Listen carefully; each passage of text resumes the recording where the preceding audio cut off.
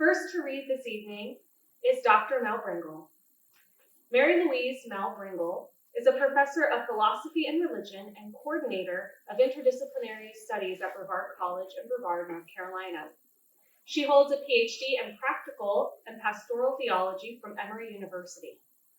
An award-winning hymn writer whose original texts and translations appear in the hymnals of numerous denominations in North America and Scotland, she has served as president of the Hymn Society in the U.S. and Canada and as chair of the Presbyterian Committee on Congregational Song, responsible for creating the hymnal Glory to God. In the summer of 2020, she was named a Fellow of the Hymn Society, the highest honor conferred by the organization. Please join me in welcoming Mel Bringle.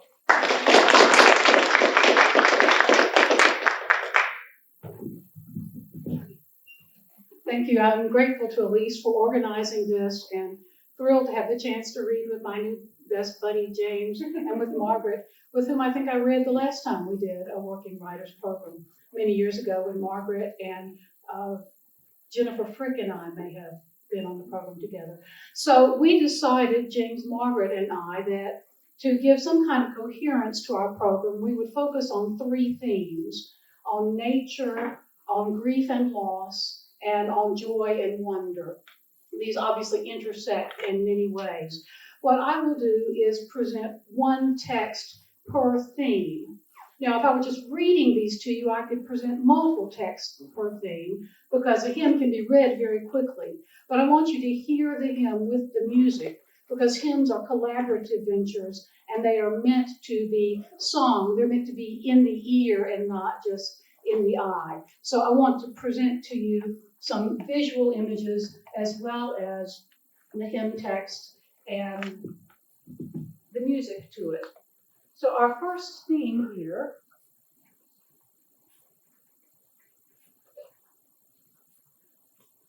is nature, and this has been a subject of my hymnological scholarship for the past many years, as well as for my hymn text writing.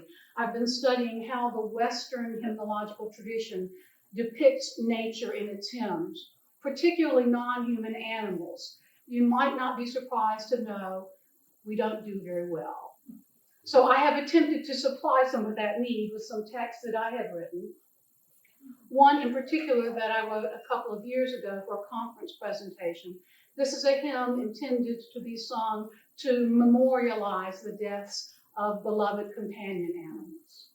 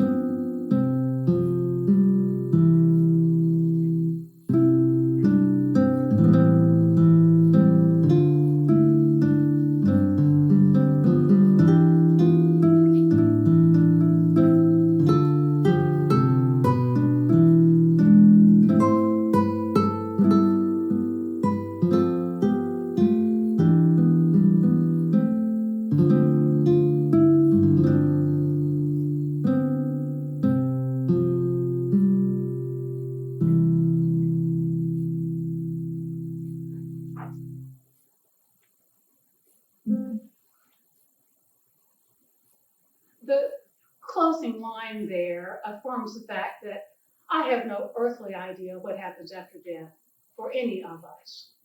But I firmly believe that the love that brought us into being can carry us into new being, whether we be human or other than human.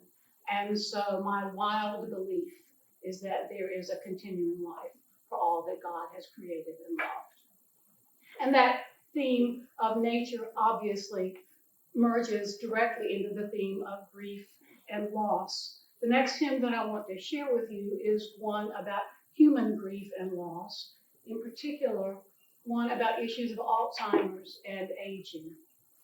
I wrote this hymn many years ago, and it has gone on to be used in many places. In fact, I was awarded an Alzheimer's Stole from the Alzheimer's Stole Ministry in recognition of how this text has been used. I will read this one for you first, and then we'll listen to a choral version of it arranged by Eric Nelson, the director of the Atlanta Chamber Chorale. When memory fades and recognition falters, when eyes we love grow dim and minds confused, speak to our souls of love that never alters. Speak to our hearts by pain and fear abused. O God of life and healing peace, empower us with patient courage by your grace infused. As frailness grows and youthful strengths diminish in weary arms that worked their earnest fill, your aging servants labor now to finish their earthly tasks, as fits your mysteries will. We grieve their waning, yet rejoice, believing your arms, unwearied, shall uphold us still. Within your spirit, goodness lives unfading. The past and future mingle into one. All joys remain, unshadowed light pervading. No valued deed will ever be undone. Your mind enfolds all finite acts and offerings. Held in your heart, our deathless life is one.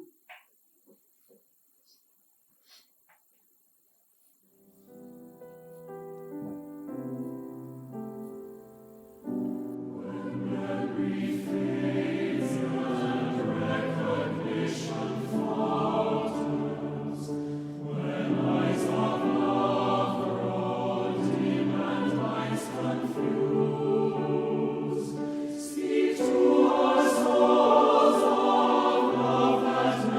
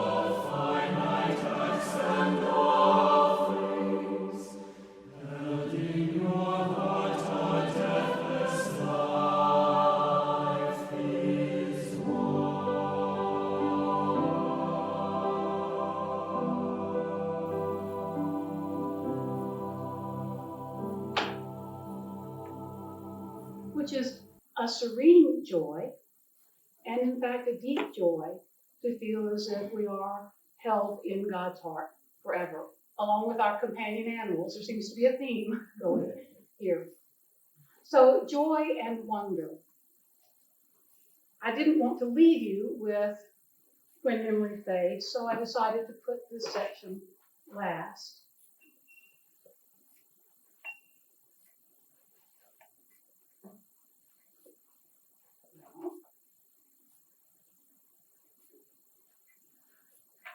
I've been invited the week after Easter to be a visiting lecturer in arts and theology at Austin Presbyterian Seminary in Austin, Texas. And in preparation for that event, they commissioned a new hymn text from me. The commission was for a text for the Easter season, because this will be the week after Easter. A text that will focus on the role of the arts in worship, and that would incorporate themes of beauty, joy, and wonder, with an occasional nod towards C.S. Lewis, because another part of the program that I'm doing is a series of readings and reflections on C.S. Lewis in relationship to Olivier Messiaen in his Resurrection Suite. So that was the complex of ideas that I was given to work with. I was also asked to give an after-lunch talk about my creative process, so I'm going to read you a few paragraphs of that and then share the text with you. The talk is called Sometimes a Word Surprises, which is a riff on a hymn text by the English hymn writer William Cowper called Sometimes a Light Surprises. Kaveh Akbar is an Iranian-American poet. He teaches at the University of Iowa, as well as in an MFA program at Warren Wilson College. In addition to writing his own poetry, he edited the Penguin Book of Spiritual Verse, and that is how I have come to know him. Akbar's family moved from Tehran to the United States when he was 2 years old.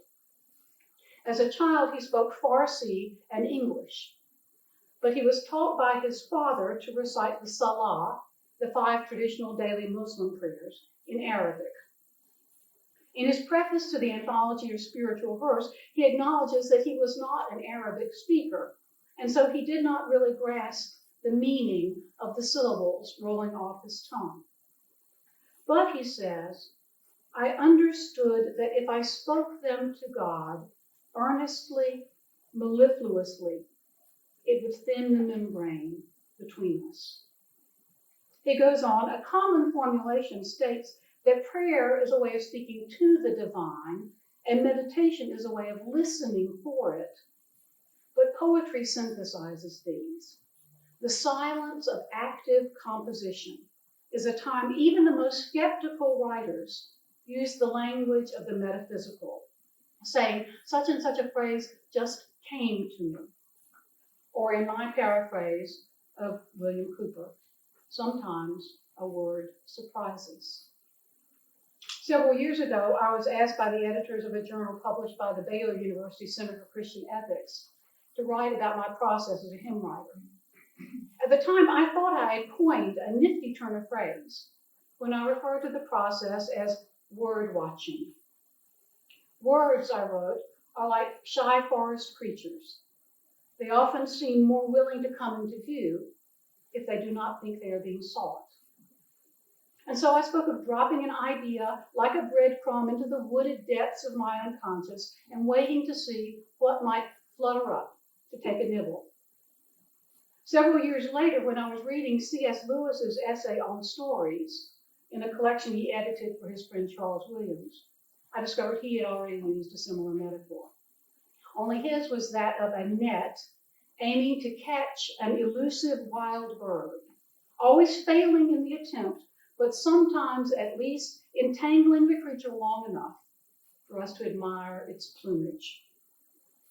I do not claim to have captured any exotic creatures in my life, but I do occasionally, to return to my own metaphor, get an unexpected nibble, a manifestation, an epiphany. Sometimes a word surprises.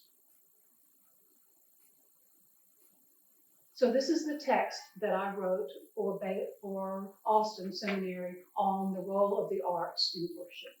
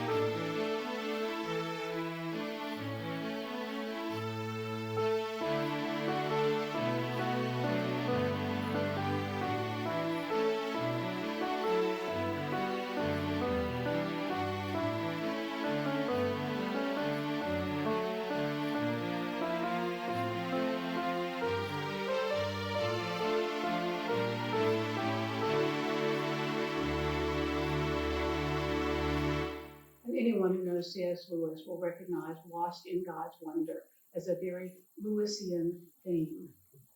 And speaking of joys and wonders, my dear colleague Margaret Brown will share reading.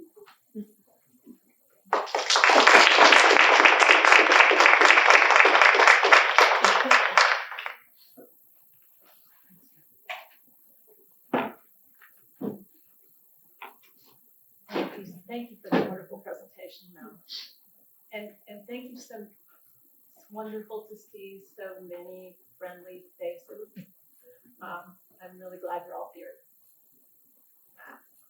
So my work on joy, loss, nature, and all those same themes has taken two forms since I was at Redlow Writers Festival last year. One is I've started writing what they call flash essays, and these are very short essays, 400 words, and it's kind of a game to see what you can put into 400 words. It's a lot of fun. And the other form it's taken is I've been working on longer essays, more like 4,000 words, about my garden and about some of the major transitions that I've lived through in recent years. So I'm going to read you one of the flash essays, and then I'm going to read an excerpt of one of the longer pieces. The flash essay is called Incorporation, and a shout out to Charlie Parsons, who made the trip that it's about possible. When I returned from Nicaragua, I wondered how the interstate could be so smooth and straight, rolling through mountains. Why all the roads kept free of wandering plastic grocery bags, and why and who decreed that each house shall have a sterile field called a lawn? My house, whose small size I often joked about, yawned wide with closets containing hundreds, maybe thousands of coats and shoes and books and toys, all wanted at one time, but like all wants, proved ephemeral.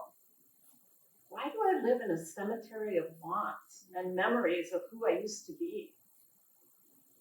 I set down my luggage because my happy little dog wriggled and flipped on his back with joy, his fat tummy returning me to a dirt public square in Managua where I helped vaccinate dogs.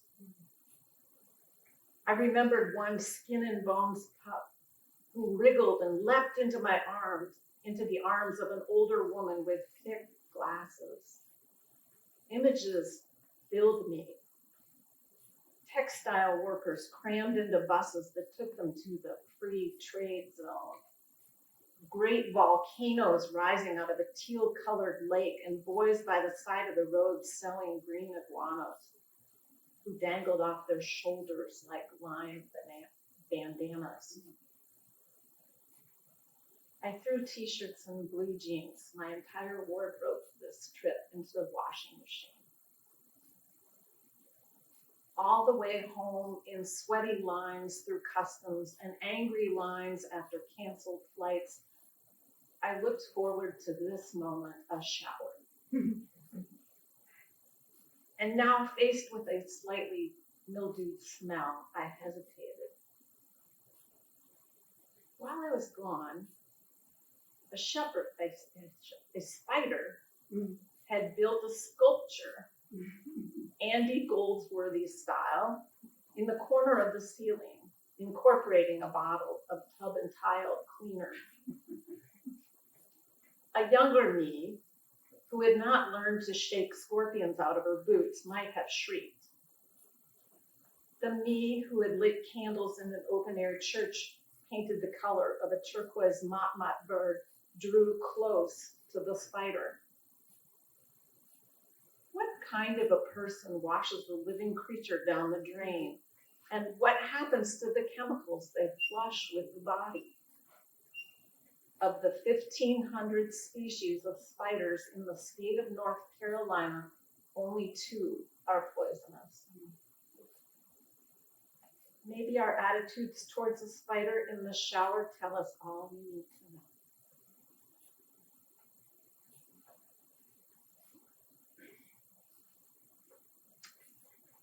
Well, my second piece is called A Conversation in Monarchs. And as I said, this is an excerpt because it's a longer piece. But the first half of it is about my mother, who was very, very different from me. We'll put it that way. And we united really over monarchs and the life cycle of these amazing beings. I would tell her some natural history fact, and she would say, "That's extraordinary." And somehow it always was. After she passed away, I found a short journal that she had written after she broke her hip and she was in nursing care.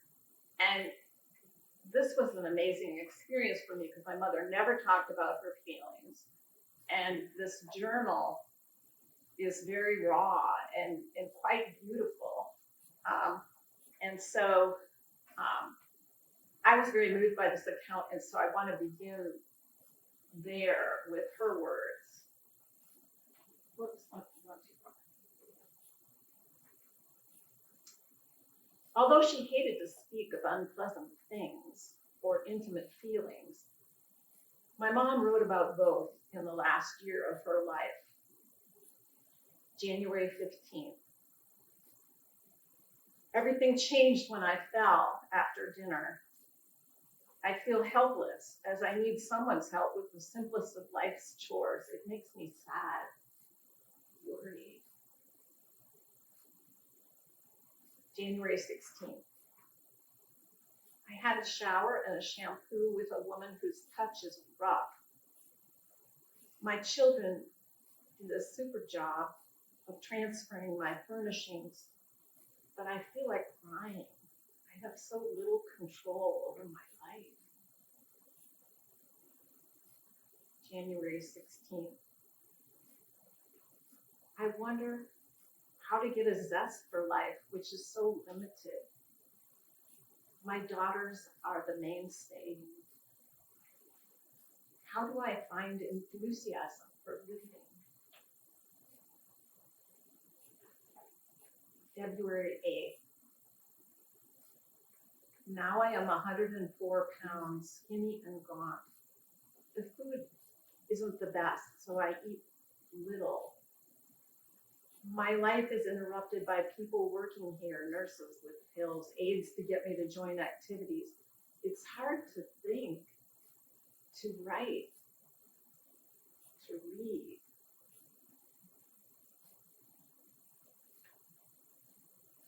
Mom gained a foothold and a handrail into this world one afternoon when she made her way to the living room-like area which housed her grand piano. As soon as she started to play, a small group of residents gathered and asked someone to take them in a wheelchair. Near to the foyer was a room of a younger man who never joined the others, even for meals. His name was Kent. And we assumed because he was so much younger that he had some debilitating disease. When my mom started a set of Irish tunes, he stuck his head out the door. On the second song, he joined the group. It must have felt like a breakthrough to the staff, but no one commented. The next afternoon, when my mom started the Irish set, Kent popped out of his room immediately. And this time, when she played Danny Boy, he broke into song. Mom smiled, but didn't miss a beat. After this time, he joined her concert almost every day.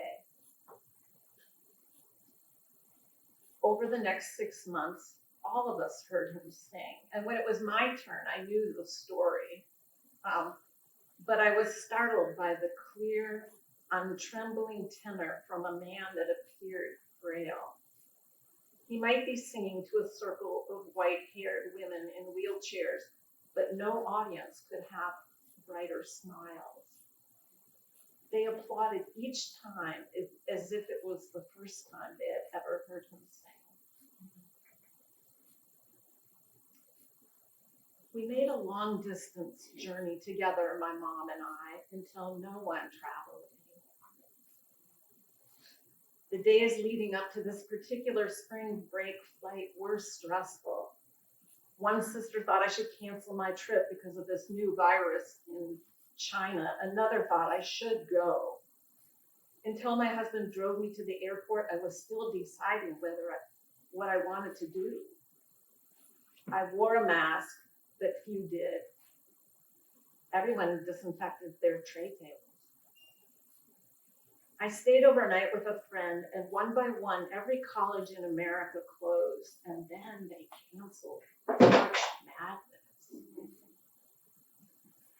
When my sister Kathy and I arrived at my mother's nursing care center, the workers were putting up a sign announcing an end to all visits. At that moment, we didn't behave like my mother's daughters. We got pushy. Kathy demanded the manager because her sister had flown 1,000 miles to see her mother. Then she started bargaining, promising masks, gloves, a moon suit, anything. The man relented because if we had arrived 5 minutes sooner, we would have been there with my mom. And Mom was happy to see us, but confused about the masks. We did our best to explain, but in those early days, we knew so little. That night, I awoke in a sweat, panicking that I had COVID-19 and now I had infected my mother. And then I realized a heavy comforter. It was hot. That was all. It was a fitful sleep. The next day, the manager explained that he could not allow us into Mom's room. And so Kathy talked him into a short visit in a conference room near the entrance. And an aide brought Mom down in a wheelchair. I read aloud Morning Poem by Mary Oliver. We shared memories of my nephew, who, if he had lived, would have been 40 that day. This hour flew. When the aide arrived to retrieve her, Mom recited from memory Under the Shady Chestnut Tree. I knew when we parted that this would be the last time I saw her for the week, and I feared it would be the last time I saw her alive. Kathy saw my mother 9 times in the next 2 months when the staff brought her outside onto a balcony. In June, they met for 20-minute visits in a parking lot. At the end of July, Kathy took Mom to 1 doctor's appointment. In August, my sister alone visited her room. We knew Mom felt lonely because she left so many messages for each of us every single day. We tried Zoom, but she got upset staring at her disheveled appearance. One of my last conversations took place with the help of phones. Before we talked, I sent a video of a butterfly on my hand. I remember this moment now like an old home movie. How does she get them onto her hand? Mom asked through my sister. Her voice was so soft now, it was hard to understand her. You know the monarch caterpillars I showed you, such funny fellows. I have 10 of them in little cages on the screen porch. And after they become butterflies, they'll do anything to leave. They crawl right onto my hand. Where did they go? She asked. South, to Mexico. They fly 50 to 100 miles a day. One person recorded a monarch which traveled 265 miles in one day. That's extraordinary, she said. I could hear that without my sister's help.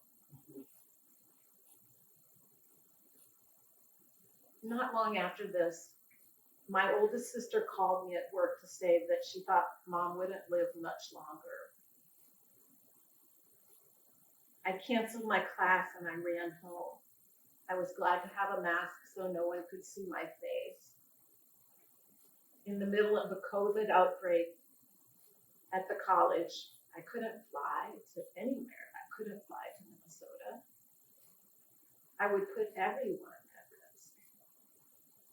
Cold rain pounded fat drops onto my head, and I scoured my mind for what you say in such an occasion. I have received many gifts from my mother, a love of music, a fondness for horses, simple ways of showing consideration for all the people in one's universe. She said to me at least 100 times that the only way to find peace is serving others. I didn't really believe her until I heard Thich Nhat Hanh say almost the same thing. When I got to my screened porch, 3 monarchs had emerged from their chrysalises, fluttering at the bottom of the cage, but the big drops had become driving rain outside. I dried my head and I arranged some sticks in a vase. And then I lifted them out of the cages and set each one on a stick. They could finish drying their wings while the rain blew across the tile floor. And then I called. The caregiver greeted me and put the phone to her ear. Or maybe the phone was on speaker. Or maybe it was on a tablet in her lap. As I struggled to visualize this awkward and impossible moment when I should be there holding her hand, I lost the composure I so carefully practiced. I know I told her I loved her, but I'm not sure what else came out because I was crying. Not only for not being there, but also for all the mistakes I had that now robbed me of the grace to approach this moment with the dignity she would expect. All of us have viewed deathbed scenes in the movies, but none of them look like this. In a chipper Midwestern accent, the caregiver intervened. This is no time to be sad. We don't need to be sad. Let's share happy memories now. A snappish comment entered my mind. But it was my mom who taught me how to let such words roll off the shoulders. Disempowered. Breathe.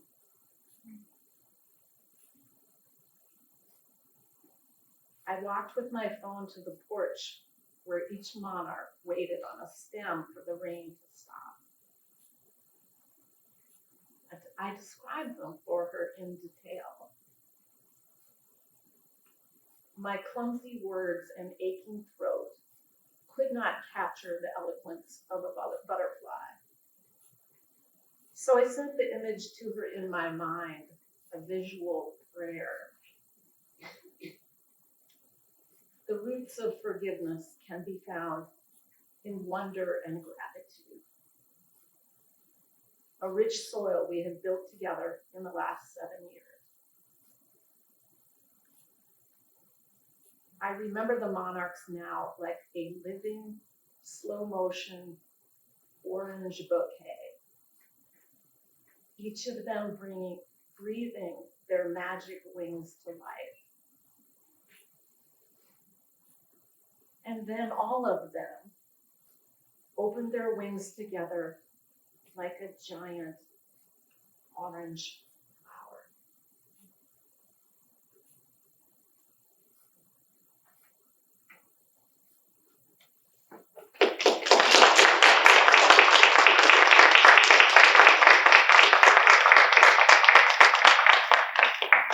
Thank you, Mel, and thank you, Margaret, for sharing your gorgeous words with us this afternoon. I'm going to go ahead and just let you all know some wonderful things about Margaret, and then we'll move on to James Everett. So just so you'll know, Margaret Brown is a professor of history here at Brevard College and the author of The Wild East, a biography of the Great Smoky Mountains National Park, which will be coming out in a new edition later this year, pretty soon. She has taught courses in environmental history, women's history, and wilderness and American life at Brevard College. And she has started a collection of essays on native plant gardening and personal experiences with grief. Her essays have been published in The Leap Years, Women Reflect on Change, Loss, and Love, as well as Loss and Transition, Removing, Resettling, and Renewing Appalachia. We'll now move on to our final reader this afternoon, and then after that we'll have time for some Q&A with our wonderful readers, and that is James Everett. James Everett was born and raised in Jackson, Mississippi. He is a graduate of Davidson College, where he held the Patricia Cornwell Scholarship in Creative Writing for Poetry. Everett was named the inaugural John and Renee Grisham Fellow in Poetry at the University of Mississippi, where he received an MFA in Poetry and a PhD in English. Everett was featured in the winter 2004 edition of Story South's Poets Under 30, a special poetry feature on the best young Southern poets. He received a Dorothy Sargent Rosenberg Poetry Prize in 2011. He has served as a presenter for the Mississippi Writers Workshop, and he is a former poetry editor for the Yalobusha Review. He teaches writing and literature here at Brevard College, where he is a member of the faculty for the Looking Glass Rock Young Writers Conference. He lives with his wife and 3 daughters near Asheville, North Carolina. Please join me in welcoming James Everett.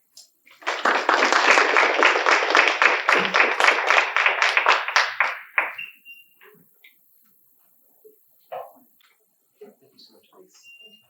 Thank you, Mel. Margaret, for those wonderful readings.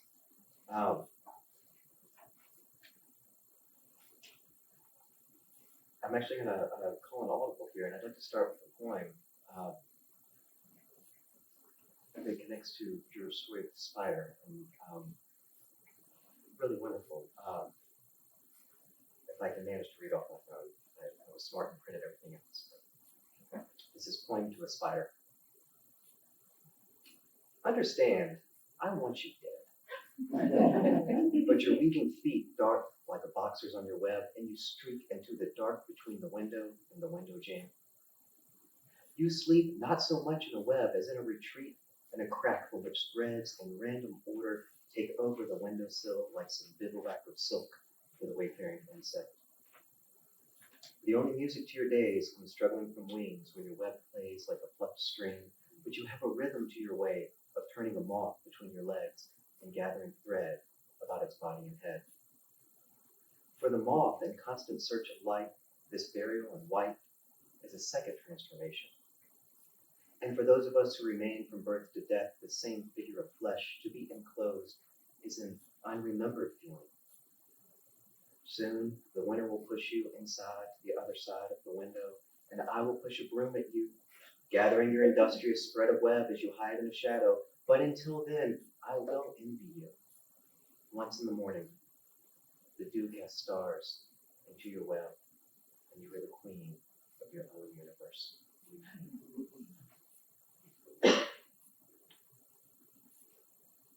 I'm going to do my best to stick to these themes here, although I might take the liberty of interpreting wonder at the wonder of my own occasional stupidity. But we'll burn that bridge when we get there. I'm going to start with a poem called Inch by Inch. One of the joys of where I live, like in every movie paper prepare, are the frequent bears that come through my yard. I truly love them. I am and often in disagreement with my neighbors about the loveliness of the bears. But that's another point. Inch by inch. Leaving to take the girls to school, I slow the car down the switchback, see trash spill across the gravel. 3 black bears scatter away from their scavenging, a trail of coffee grinds and eggshells, green ends of eggplants, tomato stalks, disposable pull-ups leading back to the green trash can knocked over, the black straps and buckles of my jerry-rigged bear-proofing busted. The bears shuffle and huff at an imagined periphery, wait for me to leave. Drive off for my child-carrying machine. What a mess, this mesh of life. Money spent becomes trash still rife with hunger cravings, still able to be the needs of survival. Lesson to be learned over and again, this humanness still shares within this mountain a living that cannot be forgotten. Black tires track through the trash. I holler, climbing out of the car, "Whoa, back bears!" Hey now, black bears. And I hesitate. In 5 years living here, just once a bear charged me, fast lumbering jumble of black paws and claws, stopped, with her brown maw snorted and shook her teeth. I walked between 2 cubs on either side of the road. I right the garbage can, check my watch the bears a few feet off. 1, then 2 begin to clamber away. Juveniles they look, fattening for winter in my trash. I walk back to the metal and plastic of the minivan, reclaim my daughters, join them in their song. Old black crow, watching hungrily from his perch on yonder tree. In my garden, I'm as free as that feathered thief up there.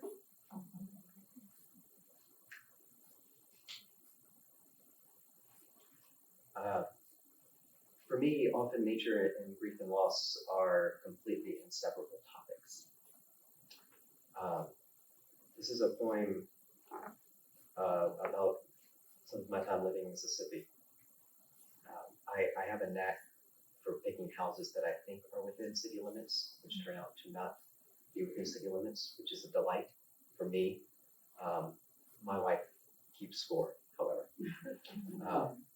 But this is about a deer that was killed right outside our property in Lafayette County, Mississippi.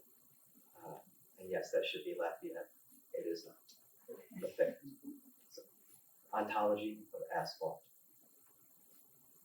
No longer in the middle of the road, the rain-slicked asphalt, the heat, and your own dear grease have slid you to the shoulder. Slid to the shoulder, I hope, without more help from passing cars. Slid, heavy furred shoulder down and twisting, showing the body, unbecoming, into the possible Klein bottle of the body.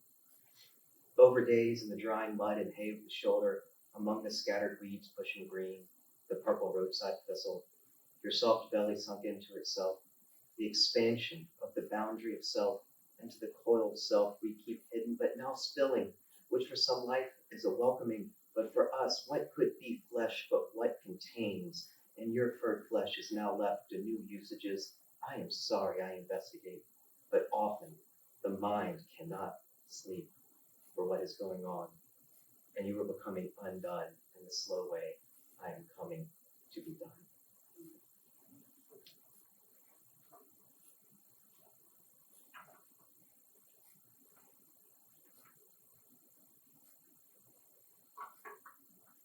Self-portrait at 30 with okra and rifles. The dogs don't start over deer. Check. Take 2. Self-portrait at 30 with okra and rifles. The dogs don't startle the deer from where they bed on the other side of the backyard fence. The deer grown accustomed to the shuffling bark and whine. The dogs crazy and worried at every quiet shift of leaf they don't see. The deer have wearied the garden worse than the August heat. The tomatoes eaten down to their dark stalks, every green and curled leaf gone. When I went to pick what's left of okra and squash one afternoon, I jumped a fawn. His ears back, his head unblinking, black eyes and frozen. There was only a breath before he turned and cleared the rusted barbed wire that marks our property. He was an arcing waterfall of sinew contained in emotion, an action of weightlessness I'll never know, and quiet in its performance. Lauren in the kitchen simmered the okra with the last of the summer's humidity and onions and wished there'd been some tomatoes. How to tell her some misfortunes are worse than others. Earlier that week, I'd almost wrecked my truck turning into the driveway. The fawn caught in my headlights in the roadside ditch the bamboo runs down to. I jerked and startled the steering wheel. The fawn already slipped away in the foliage, disappeared like an echo, impossible to tell which tree he had turned from last. Every time this happens, it catches like a secret I remember I hold. In Colorado, in a summer always young, Richard and I hiking across a valley towards a heavy growth of trees, we must have come up 10 yards from a doe silent as the ground she lay on, one pivoting ear a radar to wind. How long we stood without moving. Was that the same year my father gave me a real rifle? Not the knockoff single-shot .22 I killed squirrels with. 10 or 11 years old seemed small hands on the stock. Then after that, the Browning .22 and then the Ruger .44 carbine. A good brush gun, he said, a rifle from Mississippi hardwoods. I've been taught to walk quiet through before I could hunt a deer stand alone, Dad over in the next hollow and a knife on my belt. The doe in Colorado staring me quiet until I wanted closer, and she bolted a quick distance off and stopped and trembled, knife on my belt I fingered, a fawn even further off. The doe standing almost a challenge to us. We seated and walked away, unworried about noiseless grace. It's not possible for the sound of leaf underfoot to announce a presence more human than us in Colorado, or how I worked through the dark towards a tree stand. No other animal moves through the world with a foot that's bound, every sinew taut and foreign to our thinking bodies. I walk into the garden every morning to a chorus of dogs in the backyard singing after deer. They know my footfalls, and sometimes I join loudly when a fawn or doe quiets my arrival. I've never killed a deer, but there are times I need to see the muscle move the flesh away like flowing water.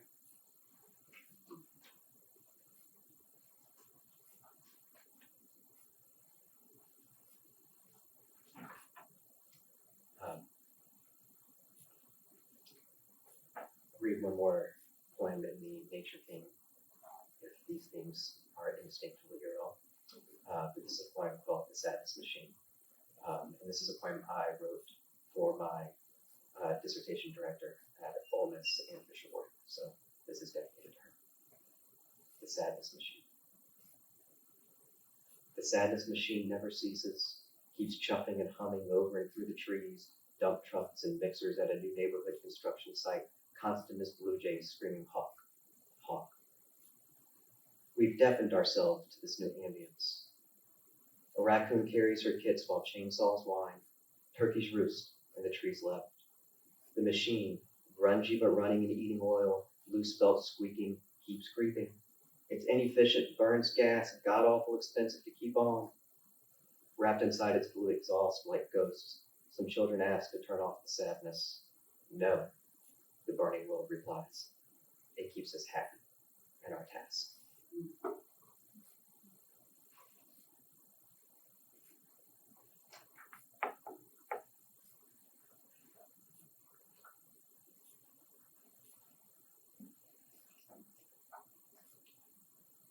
One of the other themes that my wonderful colleagues have already expounded on, grief and loss,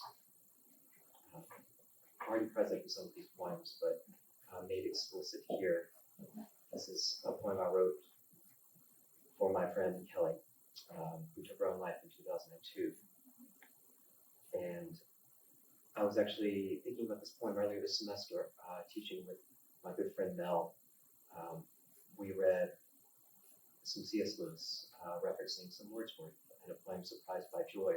And this is very much a poem I wrote in one of those moments where I was surprised by joy and then instantly shamed at that joy, years after her death. What an odd feeling. Believing in ghosts. Last night when I couldn't sleep, the ticks of the rain were 1,000 clocks in this empty room where emptiness is not you. Did even the rain miss your body to fall around last night when the light was a burden? Because you are no longer, I called the shadows to dance with me outside under the shelter of rain. Those rags of water we slip ourselves into when our bodies are not enough, and waltzing through darkness, we left darkness in our wake.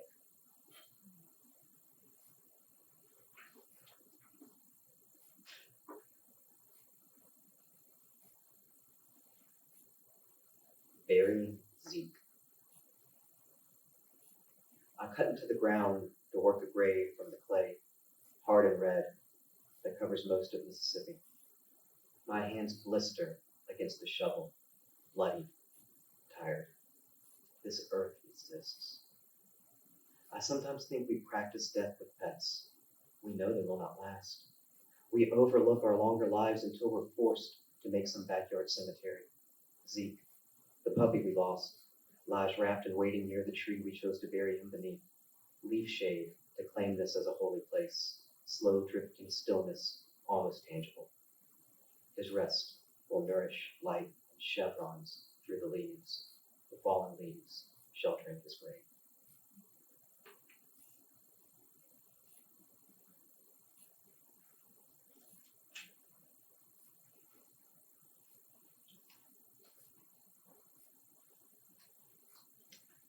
I've,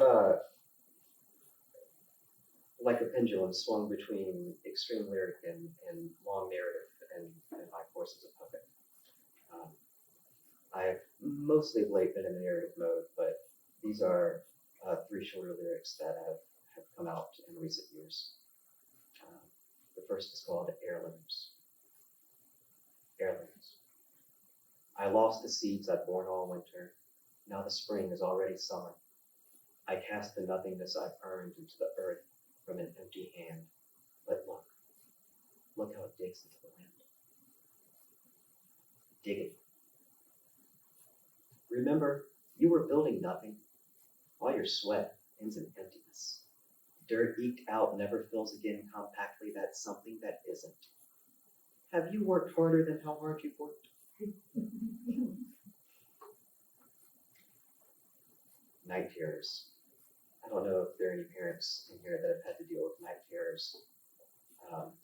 It might be one of the most difficult experiences I've ever gone through.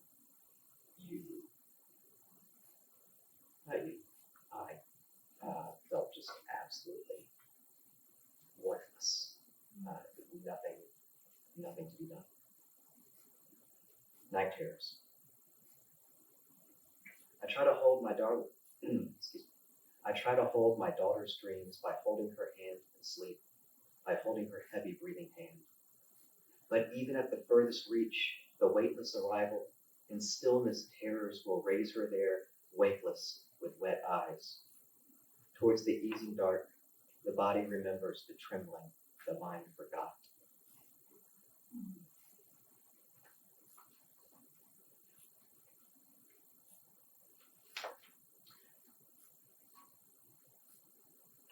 I've been inspired by some of the wonderful, wonderful readings that Elise and my colleagues have organized here. And in the practice of reading another poem has really just been a wonderful experience that I've been exposed to by working with you. I'd like to read a poem for my friend Gary Short, and I'd like to start by reading one of his poems. Gary's a great poet from Nevada.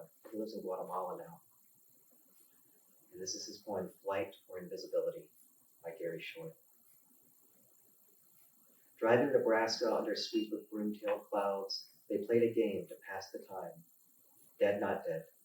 She said, Maya Angelou, dead. And he said, Dick Cheney, not dead. But his heart doesn't work, she said. Robin Williams, dead. Debbie Harry, she said, And then he said, what about things that make you go,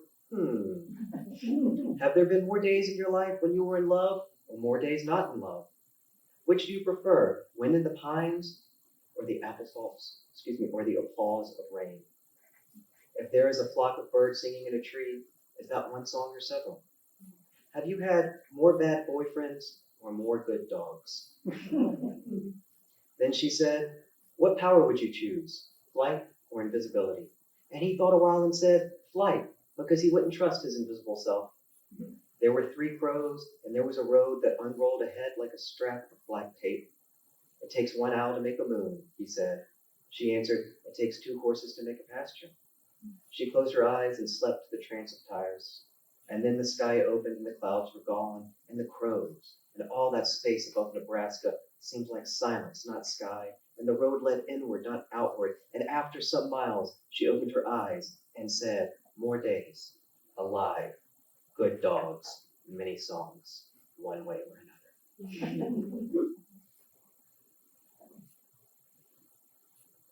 Thorn and Ash. Who knows about the death of letters? Even last Wednesday, I asked a guy at a bar I go to, really, Andy Kaufman? And there we were just having a conversation about some poems, and he goes in bringing history. Or there was talk of culture, and he brings up poetry, like film or comedy. The language of memory, a syntax of shifting vocabularies built of lost phonemes. Right then, I should have called my wife, but more urgent was ordering whiskeys. What she knows about an extinct alphabet she's never told me. How I know Delta, not only from the knife of river that cuts the land, but also the letter could she unravel like a poor mystery, the whole of a Christian teleology written in Greek symbols I saw in a church in Mississippi.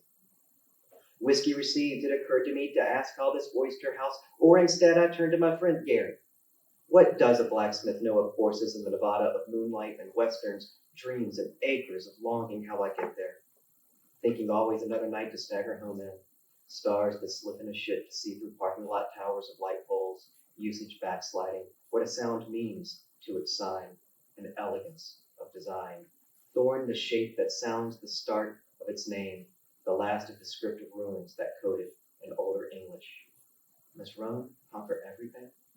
This night of stars, of maze, of history written in a language lost to memory, whose existence we know only from our inability to read the signs passed on in ligatures of light and ink made from the ashes of trees, will never be as durable as stone, which even wears away.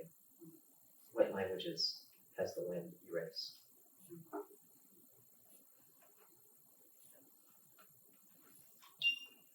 And I'd like to close by reading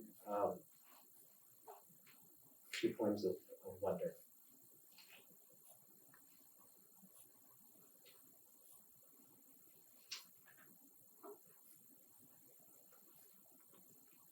The first is Magic Magic. This is an absolute shameless poem about my children. Magic Magic. Abracadabra, I turn you into a frog, Etta says, butterfly wand in her hand swishing around my head. A laugh erupts from her puffed cheeks that spills her to the floor. Just as quick, she hops high, darts towards her sisters through the door. Wait! Ribbit, ribbit, I croak, frozen as a toad. Willie hears this, runs up shaking her fist of yellow mulberry leaves at me. Magic, magic, no, I turn you to a chicken! She spellcasts, autumn blossoming through fingers like silk flowers from a magician's wand. She runs back to her glue stick masterpiece with her mulberry leaves, fixes what she's gathered of this world onto the waiting page. Everything's magic at this age. Tallulah snaps a red balloon across the room and speaks a secret phrase. Language of mystery I'm still trying to claim. The whole world spellbinding. Laughing Etta at super speed bounds past me, remembers our earlier game. Oh, magic, magic, she sings, spinning. I turn you into daddy.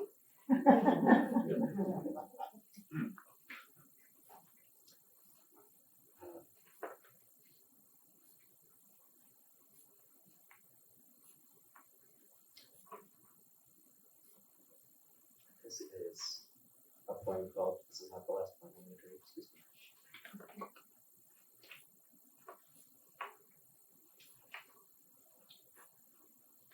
This is a poem about April. I wrote this when I was in Tampa, Florida, at my mother-in-law's house. April. Even in the heat and construction noise, the baby sleeps. Each car passes me on narrow streets that contain circumstances of another life I will not enter. Windows up and air conditioning on, radio music plays for us each individually. A little squirrel in the neighbor's yard, statue still and watching me. I will not steal your guarded acorn either. Be free and live with peace. I also make my home in the garden of a larger world. Thank you.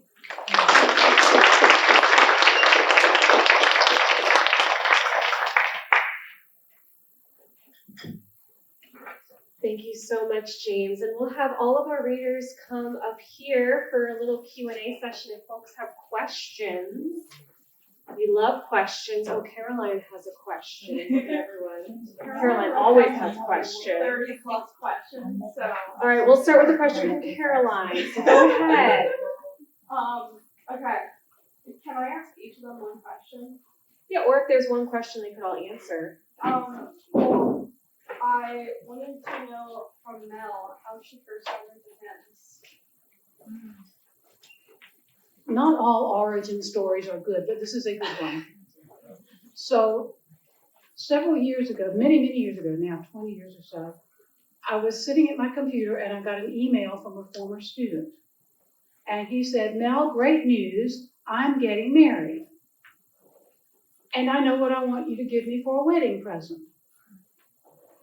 And he had decided that because he had been a music major and a religion minor at the college where I had taught before coming to Brevard, he wanted me to write an original hymn text that he would compose music for, and it would be sung as a gift for his bride-to-be at their wedding. Never having written a hymn before, I was too stupid to know I didn't know how. I thought, I've sung hymns all my life, how hard can it be? And so I wrote a hymn text. I sent it to him. He composed a lovely setting for it. I drove down to Atlanta for the occasion of their wedding, was called up to the front of the sanctuary with the whole family. Don Sayers, whom some of you may know, was playing the organ. It was glorious. All these people were singing my words, and I was hooked. And that's the story. Do you have another question? I have a question for Margaret Brown. I wrote so many questions. Okay, so I know that you're originally into nonfiction writing. How did you go from nonfiction writing to more, it's still nonfiction, but flash fiction and what you're currently writing? Well, it's more like, how did I write history when that's what I was always doing? I've been writing creative writing since I was in 3rd or 4th grade, and had lots of different episodes of this, but never could make a living at it. And this will sound insane to everybody, but I went to graduate school to get a history degree and ended up somehow getting a PhD to get a job to support life. Like, who does that?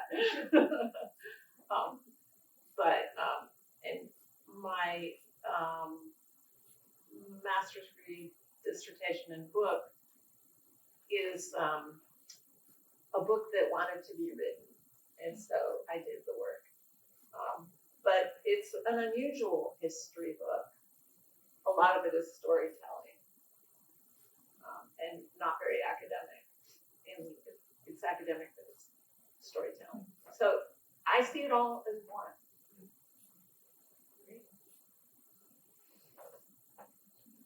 Do you have one for? Oh, I have a good one. Okay, so I know how you love to dissect poems and make us think about them. When you had the line about the mom bears and the cubs in your poem, were you relating that to you and your kids, or did that just come up to you? Because it really felt like you were symbolizing there. I will say, to borrow a phrase from Stephen Colbert's old TV show, that my poems are often more truthy than true. So that is kind of an assemblage of several bear encounters. But that moment about the mother bear charging me, I mean, that was just fact. I mean, that is how it happened. I was, oh, look, a bear, so cool. Oh, wait, she's really, really mad at me. Oh, wait, she's coming at me really fast. And then realizing that there were, I think for the sake of the poem, I reduced it to 2, but I think there were actually 3 cubs. But I like the symmetry too. But yeah, don't ever get between the mother and the cubs. This was the lesson. Other questions, Sarah? I think about how much stuff gets in the way of a life as a writer. And I think about how you are all incredibly accomplished professionals in my eyes and have a life outside of writing. Are there still days where you don't feel like a writer or that's hard to own? And what is encountering that like?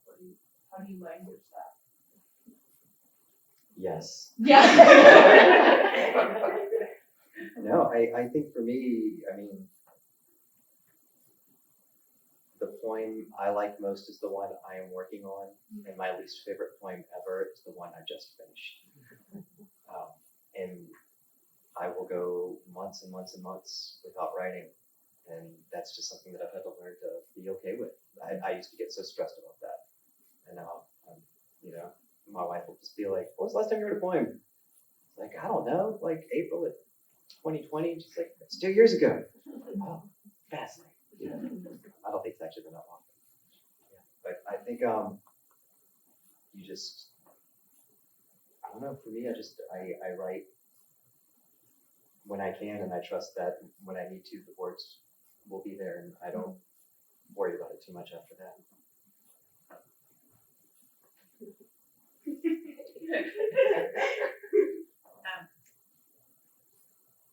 I tell myself that writing is free. And I'm not a writer if my essay is published in this literary magazine. I am a writer because I wrote the best letter to my sister Anne that anybody's ever written to her, and she cried when she read it. And so you're always a writer, even if it's the grocery list, or even if it's the thing you were venting about what happened to you in your journal. And no one can take that away from you if you know that.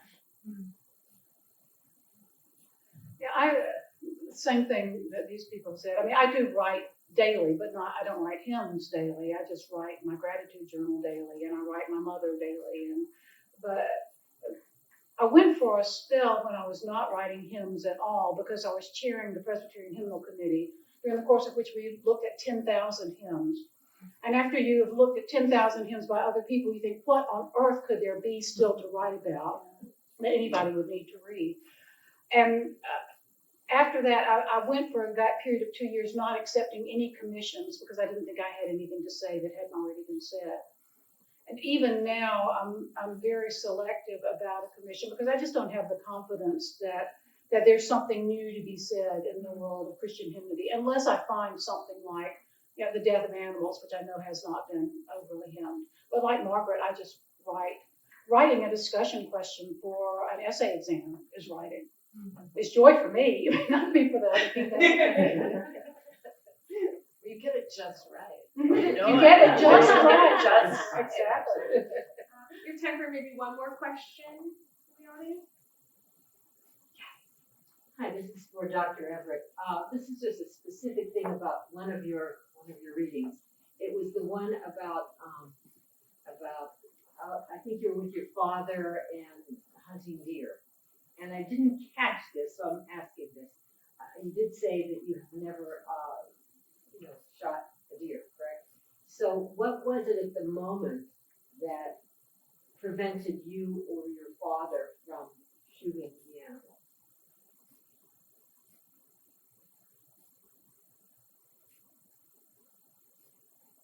I've taken many shots. They all went a little wide. And then when I was old enough to sit a stand on my own, I just stopped taking shots. And your father didn't either, or he was a little wide? He's a smart man. I think he knew what was going on. I was a very good shot when we were zeroing scopes, and then I would somehow miss every deer that came along. So